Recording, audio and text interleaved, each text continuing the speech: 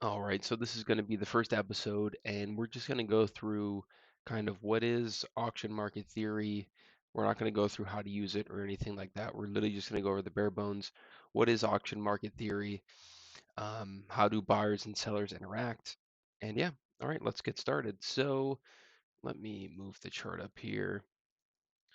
So basically, auction market theory, we're going to do an example. Let's say a ticket for a concert comes out and the initial price is going to be $100. And we have some short-term scalpers come in the market. It gets bought up right when it comes out. You know how those companies are, and they buy it all up.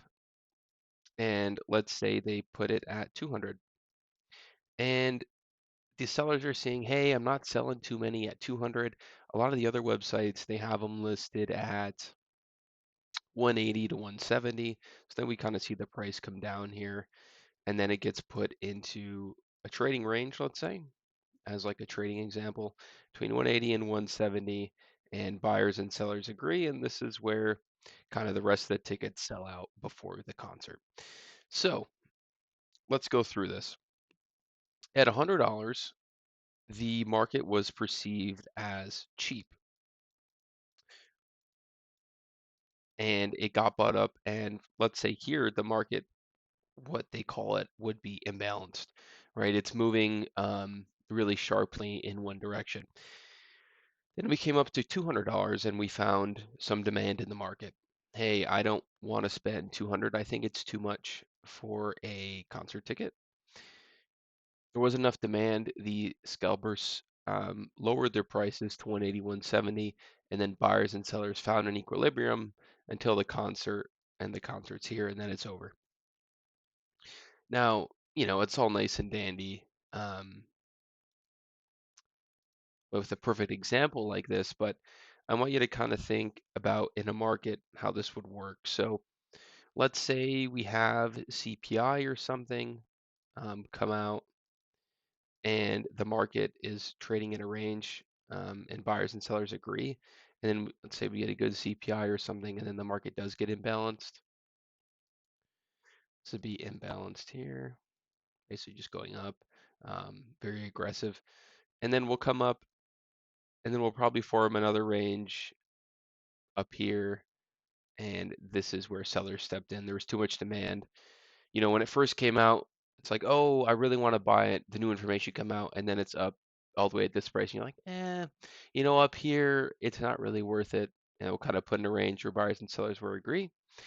And then we'll see what happens from there. Will we get imbalanced up again? Will buyers, overwhelm the sellers and basically agreeing that, hey, it is worth more? Or will it just come back down and say, you know what? Yeah, that's not really that great. I think it's worth less.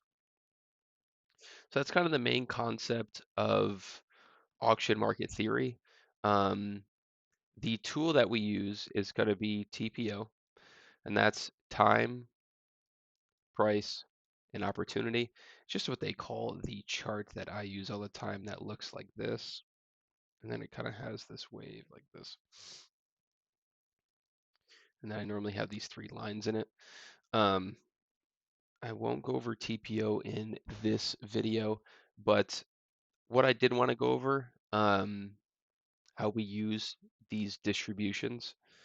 So with auction market theory, basically the theory is that price tries to be normally distributed, and it's not, obviously. Um, yeah, and then you can use this kind of information that's set out for you. This are like standard deviation moves, they call them, right out here on the edges. And you can use this information basically to make trading decisions around it. And let me pull up this picture to explain something real fast.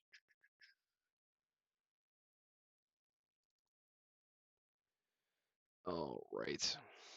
So this is basically the normal distribution curve.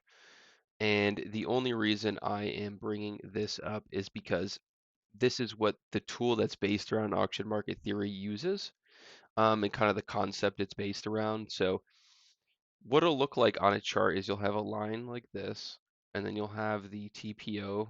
Like if this is like a perfectly balanced day, let's say the price only traded like this. It's perfectly balanced. That's what it's going to look like. Um, and you could think about it like it's a normal bell-shaped curve, like it's saying here. Um, Price is normally distributed, and if it's if it's perfectly bracketed, all you literally want to do is buy here and then sell when it gets here.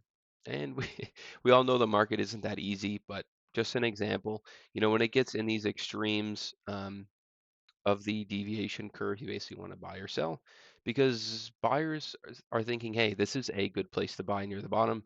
And then when it gets near the top of the range, they're thinking, hey, it's too expensive. I want to sell it. So something to keep in mind. The only other thing you really need to know from this chart, I would say, would be z-scores. I use these, which are basically the same as the standard deviation. Let's see, like this one here. You can tell it's basically the same how they map out. But some of the volume tools that I use will have a z-score percentage or z-score number that it's based on. So, once the volume is outside of a normal distribution, let's say it's over like a 30-day period, this is like the average volume or something. And then once it gets outside this 30-day period, let's say it pokes out, then this would be, colored based on whatever score it is. So just something to know, I do use these for my volume candles. Other than that, that's basically the basics of auction market theory. In the next video, we are going to be going through the TPO chart, which is going to be this guy here. So on my chart, we have a TPO and volume profile.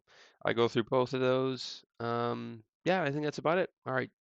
That was just an intro to auction market theory, kind of what I use in my day-to-day trading. If you guys have any questions, feel free to throw them in the comments. All right, thanks. Bye.